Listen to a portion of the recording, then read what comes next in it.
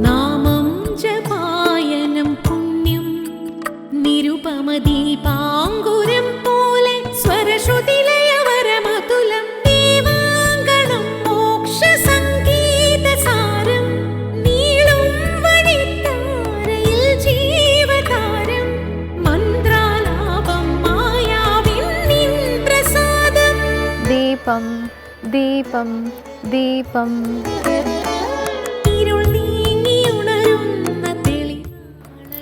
ഏവർക്കും സന്ധ്യാദീപത്തിലേക്ക് സ്വാഗതം.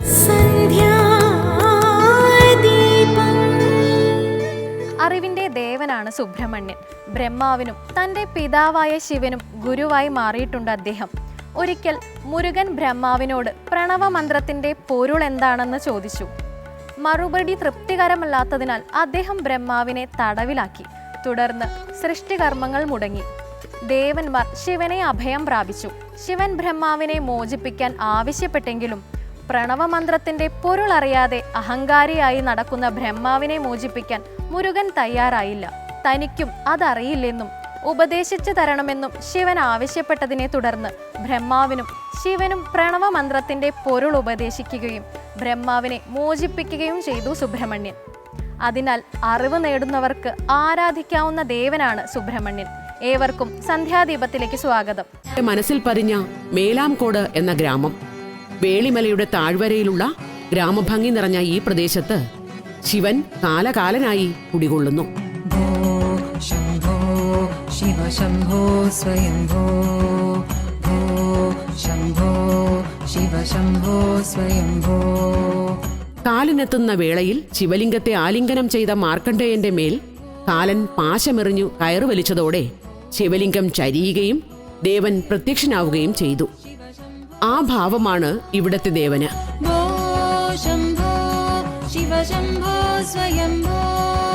ഇവിടുത്തെ ശിവലിംഗം അല്പം ചരിഞ്ഞും പാശത്തിന്റെ അടയാളത്തോടു കൂടിയും കാണപ്പെടുന്നത് ഈ ഐതിഹ്യത്തിന് പിൻബലം. പാർവതി ദേവിയുടെ കിരീടം മുതൽ വർണ്ണിച്ചു തുടങ്ങുന്നു. പടിപടിയായി ആ വർണ്ണന ദേവിയുടെ പാദങ്ങൾ വരെ എത്തുന്നു. പൂർണ്ണമായ ദേവീ ദർശനത്തിന്റെ അനുഭവം അത് പാരായണം ചെയ്യുന്നവർക്ക് ലഭിക്കുന്നു. അത്യുജ്വലമായ ഒരു കൃതിയെന്ന് ഇതിനെ വിശേഷിപ്പിക്കുന്നതും അതുകൊണ്ട് തന്നെയാണ്. കേൾക്കാം ഇന്നത്തെ സന്ധ്യാനാമം.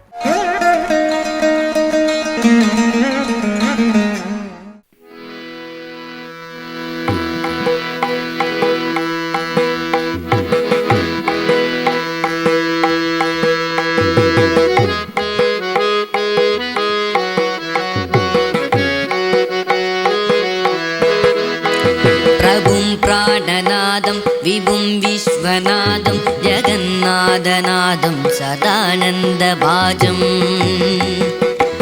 ഭവദ്ഭവ്യഭൂതേശ്വരം ഭൂതനാദം ശിവം ശങ്കരം ശംഭുമീശാനമീദേ.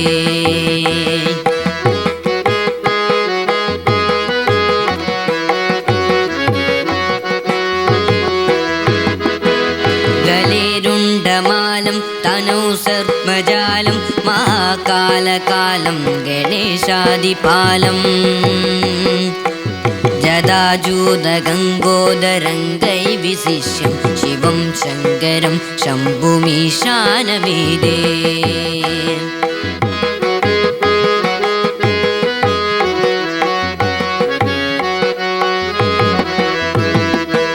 മുദാമാകരം മണ്ഡലം മന്ദയന്തം മഹാമണ്ഡലം ഭസ്മഭൂഷാധരം ദം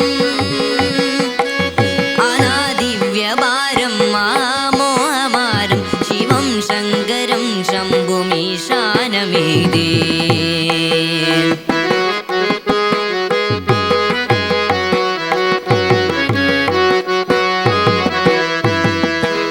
വദോതോ നിവാസം മഹാട്ടാട്ടഹാസം മഹാപാപനാസം സദാ സുപ്രകാശം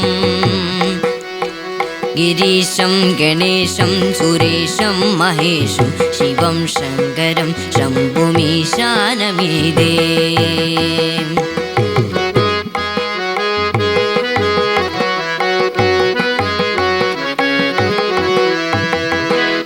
ഹിരീന്ദ്രാമജാസൻ ഗൃഹീത്താർദേഹം गिरौ संसिदं सर्वदा पन्नगेहम् परब्रह्म ब्रह्मादिभिर्वन्द्यमानं शिवं शङ्करं शम्भुमीशानमीदे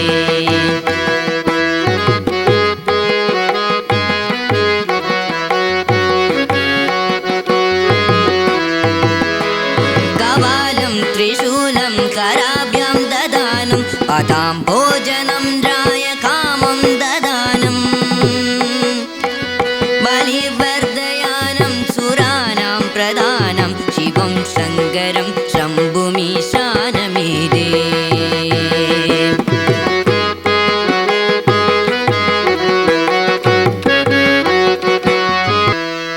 पञ्चाक्षरमिदं पुण्यं यत्पठे शिवासन्निधौ शिवालोहमवानोति शिवेन सह मोदते. പഞ്ചഭൂത ക്ഷേത്രങ്ങളിൽ ജലസങ്കല്പത്തിലുള്ള ക്ഷേത്രമാണ് തമിഴ്നാട് തൃശ്ശിനാപ്പള്ളി ജില്ലയിലെ തിരുവനയിൽക്കാവ് ജംബുകേശ്വര ക്ഷേത്രം. അതിപ്രാചീനമായ ഈ ക്ഷേത്രത്തിന്റെ ചരിത്രത്തിലേക്ക് നമ്മെ കൂട്ടിക്കൊണ്ടുപോകുകയാണ് ഇന്നത്തെ കഥയമമ്മ.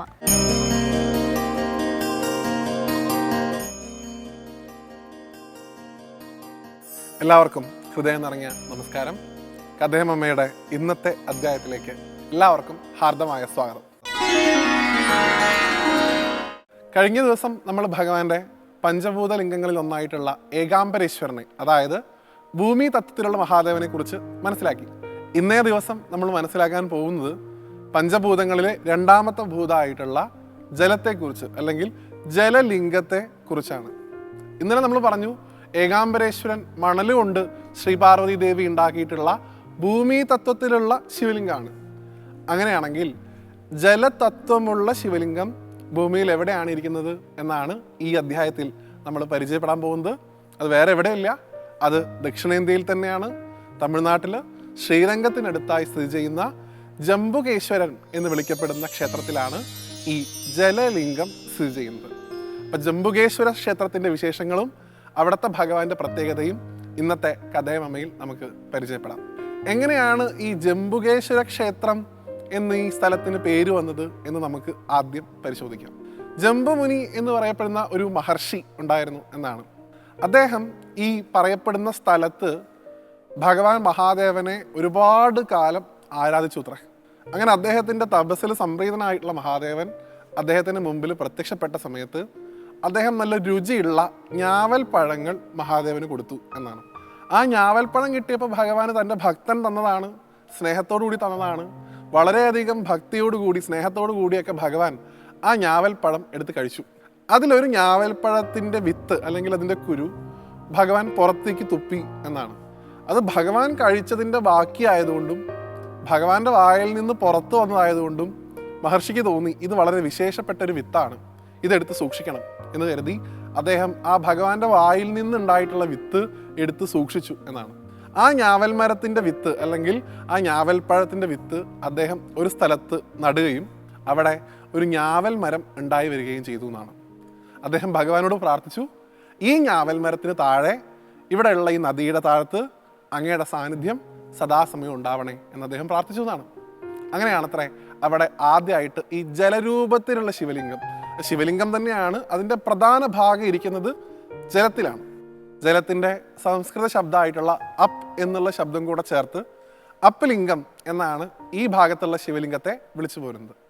ഈ അപ്പലിംഗത്തിന് പുറകിൽ മറ്റൊരു രസകരമായിട്ടുള്ള കഥ കൂടിയുണ്ട്. ഈ സ്ഥലത്തിന് തിരുവാനൈക്കാവൽ എന്നൊരു പേരും കൂടിയുണ്ട് ജംബുകേശ്വരത്തിന്. ആ പേരെങ്ങനെയാണ് വന്നത് എന്നുള്ളത് ഈ കഥയായിട്ട് ബന്ധപ്പെട്ടായിരിക്കണം. ഇത് ഭഗവാന്റെ പാർഷദന്മാരായിട്ടുള്ള രണ്ടുപേര്, മാല്യവാനെന്നും പുഷ്പദന്തൻ എന്നും പേരായിട്ടുള്ള രണ്ടുപേര് കൈലാസത്തിലുണ്ടായിരുന്നു. അപ്പം ഇവരെന്തോ ഒരു തെറ്റ് ചെയ്തിട്ട് ഭഗവാൻ ഇവരെ ശപിച്ചു, ഭൂമിയിൽ പോയി ജനിക്കട്ടെ എന്നാണ്. ഒരാൾ ഒരു ചെലന്തിയായിട്ടും ഒരാൾ ഒരു ആനയായിട്ടും ജനിച്ചു എന്നാണ്. അപ്പോൾ രണ്ടുപേരും ഈ ജംബുകേശ്വര സ്ഥലത്ത് അത്രയും വന്ന് ജനിച്ചത്. അപ്പോൾ രണ്ടുപേർക്കും ഈ ശിവലിംഗം കണ്ടപ്പോൾ അത്യധികം സന്തോഷമായി. രണ്ടുപേരും അതിൽ ആരാധിക്കാൻ തുടങ്ങി. ആന ആരാധിക്കണത് എങ്ങനെയാണെന്ന് വെച്ച് കഴിഞ്ഞാൽ അവിടെയുള്ള നദിയിൽ നിന്ന്, കാവേരിയിൽ നിന്ന് വെള്ളം എടുത്ത് ശിവലിംഗത്തിലേക്ക് ധാര കഴിക്കുകയാണ് ആനയുടെ ജോലി. എന്നാൽ ശിവലിംഗത്തിൽ പൊടിയൊന്നും ഏൽക്കാതെ മറ്റു തരത്തിലുള്ള വസ്തുക്കളൊന്നും ഏൽക്കാതെ ശിവലിംഗത്തെ സംരക്ഷിക്കണം എന്നുള്ള രീതിയിൽ ചിലന്തി എപ്പോഴും ഇതിനു ചുറ്റും വല കെട്ടിവെക്കുകയും ചെയ്യും. അപ്പോൾ ആന ധാര കഴിക്കാൻ വരുന്ന സമയത്ത് ഈ ചിലന്തിയുടെ വല പൊട്ടിക്കും. ആ വെള്ളം ചീറ്റുന്ന സമയത്ത് ചിലന്തിയുടെ വല പൊട്ടിയിട്ടാണ് ഈ ധാര കഴിപ്പിക്കുക. അപ്പോൾ ഇത് ചിലന്തിക്ക് വലിയ വിഷമായി. ഇവൻ ഈ ജന്മത്തിലും എന്നെ ഉപദ്രവിക്കാൻ വരികയാണോ എന്നുള്ളൊരു ചിന്ത ആ ചിലന്തിക്ക് ഉണ്ടായി എന്നാണ്. അങ്ങനെ ഈ ചിലന്തി ആനയെ കൊല്ലാൻ വേണ്ടി തീരുമാനിച്ചു. ഒരിക്കൽ ആന വന്ന് ഭഗവാന് ധാര കഴിക്കാൻ വേണ്ടിയിട്ട് തുമ്പിക്കൈ ഉയർത്തിയ സമയത്ത് ചിലന്തി ചാടി ആ തുമ്പിക്കൈൻ്റെ അകത്ത് കയറുകയും തൻ്റെ വിഷമുള്ള ആ കാലുകൾ കൊണ്ട് ആനയുടെ മസ്തകത്തിൽ വരെ കയറി അവിടെ കുത്തുകയും ചെയ്തു എന്നാണ്. ആ നിമിഷത്തിൽ ആന അവിടെ മരിച്ചു വീഴുകയും ചിലന്തിയെ ആന കൊന്നു എന്നും പറയാനുണ്ട്. ഈ ദേഷ്യത്തിൽ ആ ആനയുടെ ആ ഒരു ശൗര്യത്തിൽ ചിലന്തിയും അവിടെ വെച്ച് മരിക്കപ്പെട്ടു.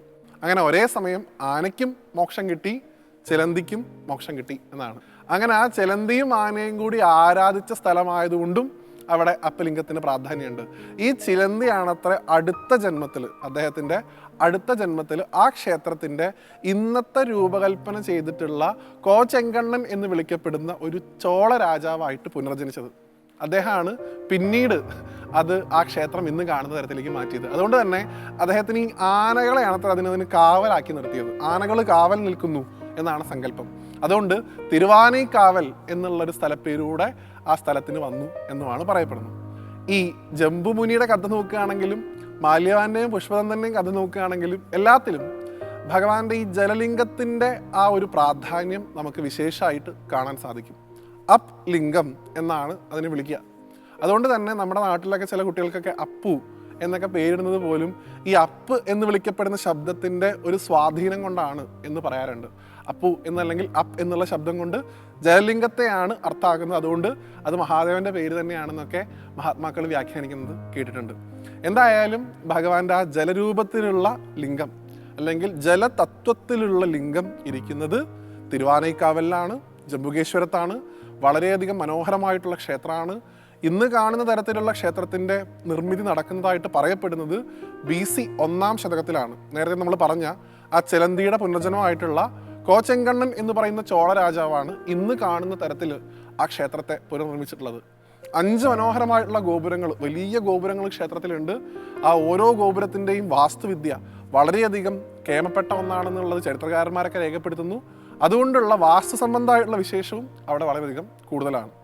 അങ്ങനെയൊക്കെ നോക്കുമ്പോൾ പ്രപഞ്ചത്തിലെ ഏറ്റവും അധികം കാണപ്പെടുന്ന പഞ്ചഭൂത സ്വഭാവങ്ങളിൽ ഒന്നായിട്ടുള്ള ജലതത്വം ഇരിക്കുന്ന സ്ഥലമാണ് ജംബുകേശ്വരം അല്ലെങ്കിൽ തിരുവാനൈക്കാവൽ. നമ്മുടെ ശരീരം നോക്കുകയാണെങ്കിലും നമ്മുടെ ശരീരത്തിൻ്റെ ഏറിയ ഭാഗവും ജലമാണ്. പ്രപഞ്ചത്തിൽ നോക്കുകയാണെങ്കിലും ഏറിയ ഭാഗവും ജലഭാഗത്തിലുള്ള ജലതത്വത്തിലുള്ള വസ്തുക്കളാണ്.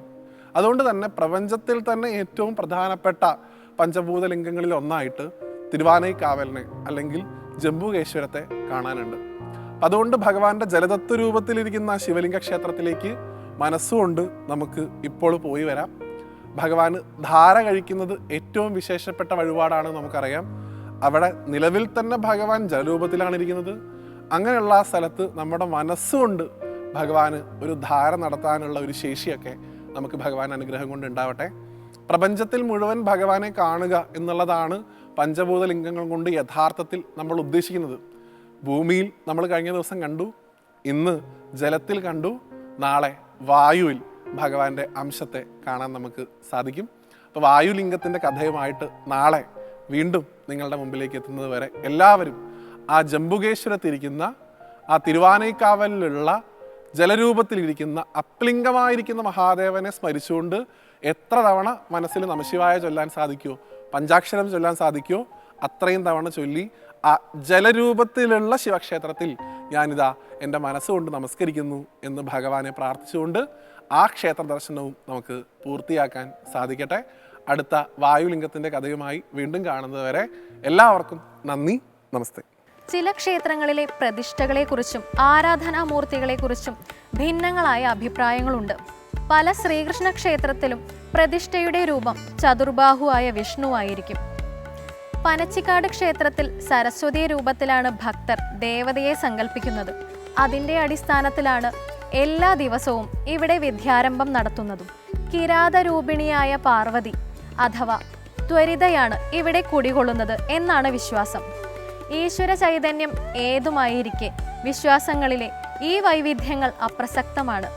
ഇനി ഇന്നത്തെ ദീപാരാധന കാഴ്ചയ്ക്കായി ക്ഷേത്രാങ്കണത്തിലേക്ക് പോകാം.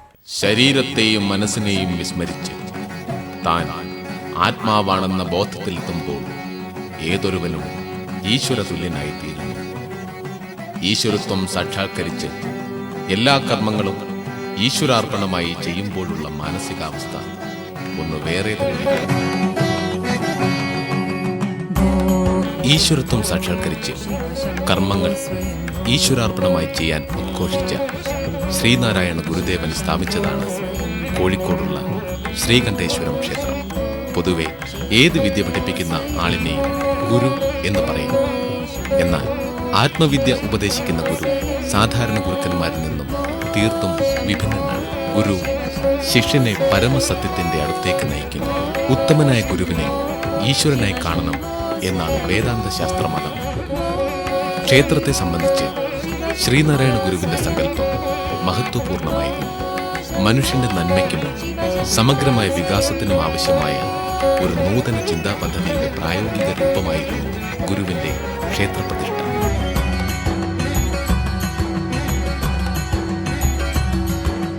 ഗംഗാധര ശങ്കര കരുണാകര മാമവ ഭവസാഗര. അരുവിപ്പുറത്തായിരുന്നു ഗുരുദേവൻ ആദ്യമായി ശിവപ്രതിഷ്ഠ നടത്തിയത്. പ്രതിഷ്ഠയ്ക്കായി പാറപ്പുറത്ത് ഒരു ചെറിയ കുഴിയെടുക്കുകയായിരുന്നു ഗുരു ആദ്യം ചെയ്തത്. അതിനുശേഷം സമീപത്തെ അരുവിയിലിറങ്ങി ശിവലിംഗാകൃതിയിലുള്ള ഒരു ശിലയുമായാണ് അദ്ദേഹം കയറി വന്നത്. ശംഭോ ശിവ ശംഭോ സ്വയംഭോ. കുറച്ചുനേരം ധ്യാനനിമഗ്നനായി നിന്ന ശേഷം ഗുരു ശിവലിംഗത്തെ നേരത്തെ തയ്യാറാക്കിയ കുഴിയിൽ പ്രതിഷ്ഠിച്ചു.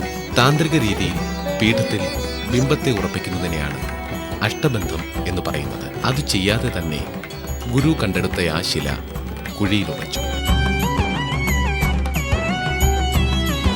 താന്ത്രിക രീതിയിൽ മാത്രം പ്രതിഷ്ഠ നടത്തിയിരുന്ന കാലത്താണ് ഗുരുദേവൻ ശിവപ്രതിഷ്ഠ നടത്തിയത് എന്നത് ഒരു മാറ്റത്തിന് തുടക്കമായിരുന്നു. ആചാര്യനായ തന്ത്രി ക്ഷേത്രശില്പത്തിൽ കലശാഭിഷേകത്തോടെ പ്രതിഷ്ഠ നടത്തുമ്പോൾ തന്ത്രിയും ക്ഷേത്രവും തമ്മിൽ ഒരു ഗുരുശിഷ്യഭാവമാണ് ഉണ്ടാവുന്നത്. മന്ത്രോപദേശം കഴിഞ്ഞാൽ സാധനാക്രമങ്ങൾ ശിഷ്യന് ഗുരുനാഥൻ ഉപദേശിച്ചു കൊടുക്കും. അരുവിപ്പുറത്തെ ക്ഷേത്ര നിർമ്മാണത്തിന് ശേഷം പല ദേശങ്ങളിൽ നിന്നും ഭക്തന്മാർ ഗുരുവിനെ കാണാനായി വന്നു. അവരുടെ സ്ഥലങ്ങളിൽ ഒരു ക്ഷേത്രം നിർമ്മിക്കുക എന്നതായിരുന്നു ആവശ്യം. നാഗർകോവിൽ മുതൽ മംഗലാപുരം വരെയുള്ള സ്ഥലങ്ങളിൽ ഗുരുദേവൻ ക്ഷേത്രപ്രതിഷ്ഠ നടത്തി.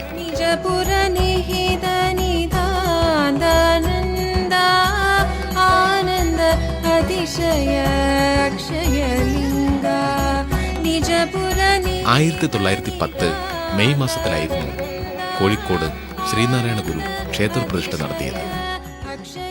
കോഴിക്കോട് ഒരു ക്ഷേത്രം വേണം എന്ന ഗുരുദേവ ശിഷ്യന്മാരുടെ ആവശ്യപ്രകാരം ഗുരുദേവൻ കോഴിക്കോട്ടെത്തി. കുമാരനാശാനും ഗുരുദേവന്റെ കൂടെ ഉണ്ടായിരുന്നു. ഇപ്പോൾ ശ്രീകണ്ഠേശ്വരം ക്ഷേത്രം നിലനിൽക്കുന്ന സ്ഥലം നല്ലീശ്വരം വയൽ എന്നാണ് അറിയപ്പെട്ടിരുന്നത്. ഈ സ്ഥലത്തിന്റെ ഉടമയായ രാരിച്ചൻ മൂപ്പൻ തന്റെ സ്ഥലം ക്ഷേത്രത്തിനായി വിട്ടുകൊടുക്കുകയും ചെയ്തു. ഈ സ്ഥലത്തെത്തിയ ഗുരുദേവൻ ക്ഷേത്രപ്രതിഷ്ഠയ്ക്ക് പറ്റിയ ഒരിടം കണ്ടുപിടിച്ചു. അവിടെ കുഴിക്കുവാനും അദ്ദേഹം പറഞ്ഞു. സ്ഥലം കുഴിച്ചു നോക്കിയപ്പോൾ അവിടെ നിന്നും ഒരു ശിവലിംഗം ലഭിക്കുകയും ചെയ്തു. തുടർന്ന് ഗുരു തന്നെ പ്രതിഷ്ഠ നടത്തുകയും ചെയ്തു. ആദ്യം നല്ലീശ്വരം ക്ഷേത്രം എന്നായിരുന്നു ക്ഷേത്രം അറിയപ്പെട്ടിരുന്നത്. ശിവപ്രതിഷ്ഠയായതിനാൽ പിന്നീട് ശ്രീകണ്ഠേശ്വരം എന്ന പേരിൽ അറിയപ്പെടുകയും ചെയ്തു. ക്ഷേത്രങ്ങളുടെ നിർമ്മാണക്രമം പൊതുവായി വീക്ഷിച്ചാൽ ചില കാര്യങ്ങൾ മനസ്സിലാക്കുവാൻ സാധിക്കും.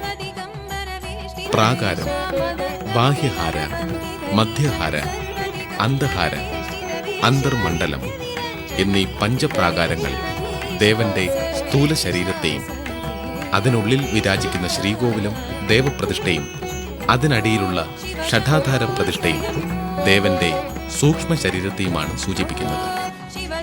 ഇതിന്റെയെല്ലാം കേന്ദ്രബിന്ദുവായി വർത്തിക്കുന്ന ദേവവിഗ്രഹം മനുഷ്യ ശരീരത്തിൽ തന്നെ സ്ഥിതി ചെയ്യുന്ന സർവ്വദേവതാരൂപമായ പരമാത്മ ചൈതന്യത്തെ സൂചിപ്പിക്കുന്നു. ശ്രീകണ്ഠേശ്വരം ക്ഷേത്രത്തിലെ ഒരു സവിശേഷത ശുചിത്വമാണ്. ശുചിത്വമുള്ള മനസ്സിൽ മാത്രമേ ഭക്തി നിലനിൽക്കുകയുള്ളൂ. ക്ഷേത്രവും ക്ഷേത്ര പരിസരവും ശുചിത്വപൂർണ്ണമാക്കി തീർക്കുന്നതിൽ ഭക്തന്മാർക്ക് നല്ല പങ്ക് വഹിക്കുവാൻ സാധിക്കും. അതിന് ഒരു ഉത്തമ ഉദാഹരണമാണ് ശ്രീകണ്ഠേശ്വരം ക്ഷേത്രം. ഗുരുദേവന്റെ ഉപദേശപ്രകാരം ക്ഷേത്ര നിർമ്മാണത്തിനായി കുഴിയെടുത്ത സ്ഥലത്തു നിന്നും ലഭിച്ച ശിവലിംഗം ക്ഷേത്രത്തിലെത്തുന്ന ഭക്തജനങ്ങളിൽ വിശ്വാസം വർദ്ധിപ്പിക്കുന്നു. ഭജേ പാർവതി വല്ലഭം നീലകണ്ഠം ഭജേ പാർവതി വല്ലഭം. ശ്രീകണ്ഠേശ്വരം ക്ഷേത്രം സ്ഥാപിക്കാനായി കുഴിയെടുത്ത സ്ഥലത്തു നിന്നും ലഭിച്ചതാണ് ഈ ശിവലിംഗം. ശിവനെ സൂചിപ്പിക്കുന്ന ചിഹ്നങ്ങളിൽ പ്രധാനപ്പെട്ടത് ശിവലിംഗമാണ്. ആരാധന പലതരത്തിലുണ്ട്. വേദങ്ങളെ അനുസരിച്ചും അല്ലാതെയും ആരാധനയുണ്ട്. പരശുപദം എന്ന ശൈവപൂജ പുരാതനമാണ്. ശ്രീകണ്ഠേശ്വരം ക്ഷേത്രത്തിൽ ശിവലിംഗ പ്രതിഷ്ഠയാണുള്ളത്. സംഹാരമൂർത്തിയാണ് ശിവൻ. ശ്രീനാരായണ ഗുരു ശിവപ്രതിഷ്ഠ നടത്തിയത് ലോകത്തിലെ ജാതീയമായ അധർമ്മങ്ങൾ സംഹരിക്കുക എന്ന ഉദ്ദേശത്തോടെയാവണം. ശ്രീകണ്ഠേശ്വരം ക്ഷേത്രത്തിലെ ഈ ശിവലിംഗം ശ്രീകോവിലിന് ഇടതുഭാഗത്തായി ചെറിയ ക്ഷേത്രം പണിത് പ്രതിഷ്ഠിച്ചിട്ടുണ്ട്. ഇടമുറിയാതെ ശിവലിംഗത്തിനുമേൽ ധാര നടത്തുന്ന രീതിയിലാണ് ഇവിടുത്തെ ശിവലിംഗ പ്രതിഷ്ഠാ ക്രമീകരണം.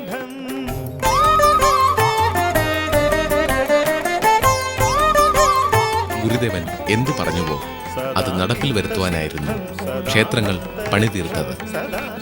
ക്ഷേത്രത്തോടനുബന്ധിച്ച് മതഗ്രന്ഥശാല, വിദ്യാഭ്യാസ കേന്ദ്രങ്ങൾ തുടങ്ങിയവയെല്ലാം ഗുരുദേവന്റെ നിർദ്ദേശാനുസരണമായിരുന്നു. ഗുരുദേവന്റെ വിദ്യ കൊണ്ട് പ്രബുദ്ധരാവുക എന്ന ഉപദേശം ശാശ്വതീകരിക്കാൻ ശ്രീകണ്ഠേശ്വരം ക്ഷേത്രവും ശ്രമിച്ചു വരുന്നു. ക്ഷേത്രസങ്കല്പം എന്നത് ജനങ്ങൾ ഒത്തുചേർന്ന് ഭക്തിയുടെ നിറവിൽ വിജ്ഞാനം നേടുക എന്നതാണെന്ന് ഗുരുദേവൻ കണ്ടിരുന്നു.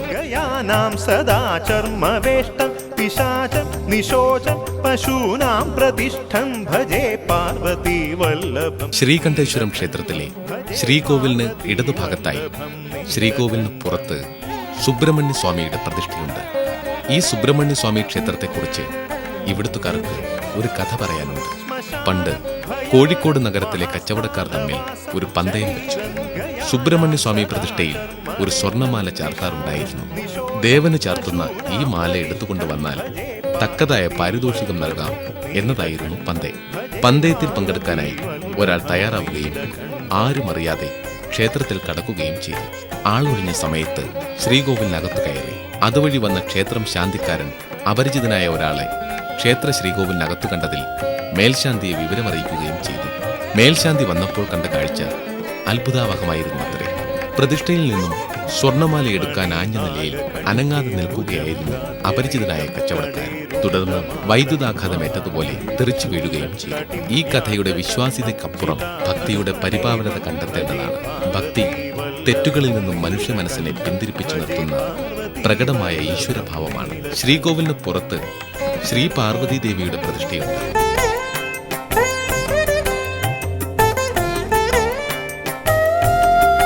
ശ്രീകോവിലിന് മുൻവശത്തായാണ് നവഗ്രഹ പ്രതിഷ്ഠയുള്ളത്.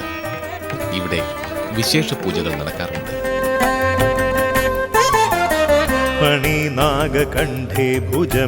ശ്രീകോവിലിന് വലതുഭാഗത്ത് മഹാവിഷ്ണു ക്ഷേത്രം സ്ഥിതി ചെയ്യുന്നു.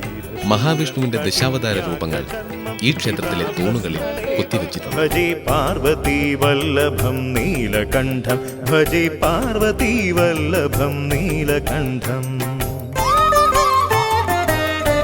മഹാവിഷ്ണു ക്ഷേത്രത്തിന് മുൻവശത്തായി അയ്യപ്പ പ്രതിഷ്ഠയുണ്ട്.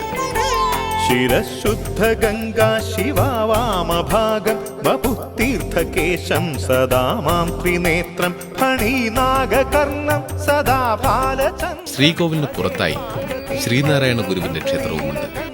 ഭജേ പാർവതി വല്ലഭം. ക്ഷേത്രത്തിന്റെ ഇടതുഭാഗത്തായി പ്രത്യേക മതിൽ കെട്ടിത്തിരിച്ചാണ് ക്ഷേത്രക്കുളമുള്ളത്. ഇവിടെ ക്ഷേത്ര പൂജാരിമാർക്ക് മാത്രമേ പ്രവേശനമുള്ളൂ. ഗംഗാ ശിവാവാമഭാഗം വപുതീർത്ഥകേശം സദാ മാം ത്രിനേത്രം. ഗുരുദേവൻ കൂടുതലായും പ്രതിഷ്ഠിച്ചത് പരമശിവനെയായിരുന്നു. ത്രിമൂർത്തി സങ്കല്പത്തിൽ പ്രധാനി പരമശിവനാണ് എന്ന് കരുതപ്പെടുന്നു. അതുകൊണ്ട് തന്നെയാണ് പ്രതിഷ്ഠയും ഉയർന്ന ചിന്തയിലാകണം എന്ന് ഗുരുദേവൻ നിഷ്കർഷിച്ചത്. ഇവിടെ ശ്രീകണ്ഠേശ്വരം ക്ഷേത്രത്തിൽ ഭക്തിയിലൂടെ വിജ്ഞാനം എന്ന ഗുരുദേവ വചനം ഹൃദയത്തിലേറ്റി ഭക്തജനങ്ങൾ പരമശിവനെ ധ്യാനിക്കുന്നു. വല്ലഭം നീലകണ്ഠം ഭജേ പാർവതി വല്ലഭം നീലകണ്ഠം. ഓരോ ജന്മങ്ങൾക്കും ഓരോ നിയോഗമുണ്ട്. ആരൊക്കെ അത് മാറ്റാൻ ശ്രമിച്ചാലും അതിന് മാറ്റമുണ്ടാകുകയില്ല. നിയോഗങ്ങൾ ശക്തമായ ജീവിത രൂപരേഖകളാണ്.